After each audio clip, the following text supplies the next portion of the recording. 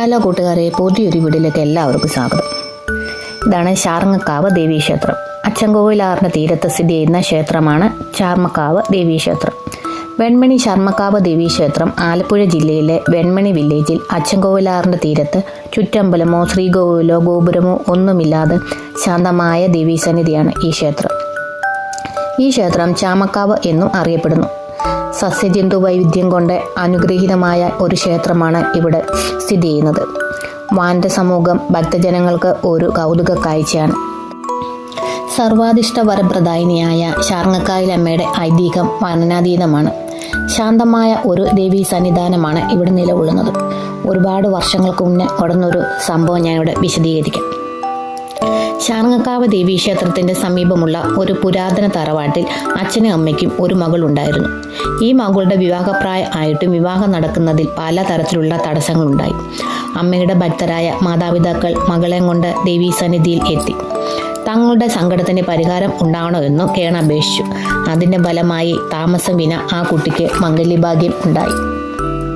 ഭദ്രഗ്രഹത്തിൽ സന്തോഷവതിയായി കഴിഞ്ഞ യുവതിക്ക് ചാർങ്ങക്കാവിലമ്മയെ ദർശിക്കണം എന്നും ആഗ്രഹം അനുദിനം വർദ്ധിച്ചു വന്നു. തൻ്റെ ആഗ്രഹം ഭർത്താവിനോട് പറയുകയും ചെയ്തു. എന്നാൽ അതിന് കാര്യമായ ഗൗരവം നൽകിയില്ല.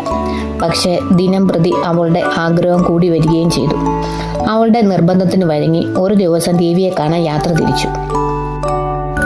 തിരുസന്നിധിയിൽ എത്തിച്ചേർന്ന അവളുടെ പരിഹാസഭാവത്തിൽ, "എവിടെ നിന്റെ ക്ഷേത്രം? ഇതാണോ നിന്റെ ക്ഷേത്രം? ഇവിടെ എന്തുണ്ട്? ഇത് കാണാനാണോ ഇത്രയും ബഹളം വെച്ച് ഇറങ്ങി പുറപ്പെട്ടത്?" എന്ന് പറഞ്ഞ് അവളെ അയാൾ ശകാരിക്കുകയും ചെയ്തു.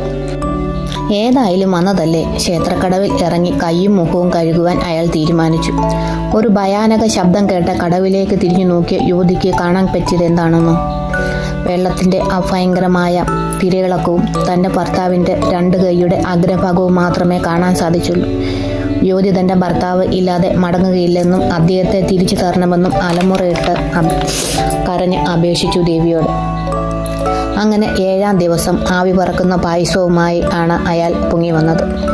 അപ്പോൾ അവിടെ കൂടിയ ഭക്തജനങ്ങളെ സാക്ഷിയാക്കി പറയുകയുണ്ടായി, "ഇവിടെയെല്ലാം ഉണ്ട്.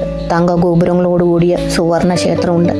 ഇത്രയും ദിവസം കൊണ്ട് പൊന്നമ്പലത്തിൻ്റെ ചെറിയൊരു ഭാഗം മാത്രമേ എനിക്ക് ദർശിക്കുവാൻ സാധിച്ചുള്ളൂ. അത്രയും വിശാലമായ സുവർണ ക്ഷേത്ര സമുച്ചയമാണ് ഇവിടെ നിലകൊള്ളുന്നത്" എന്ന് പറഞ്ഞ് പൂർത്തിയാക്കിയ ശേഷം പുറകോട്ട് വീണ് അദ്ദേഹം മരിക്കുകയായിരുന്നു ചെയ്തത്. ക്ഷേത്രത്തിൻ്റെ വലിപ്പത്തിലുള്ള കാര്യം, അവിടുത്തെ ശക്തിയാണെല്ലാം. അപ്പോൾ എല്ലാവർക്കും നല്ലത് മാത്രം വരട്ടെ. അപ്പോൾ പുതിയൊരു വീഡിയോയിലേക്ക് വീണ്ടും കാണാം.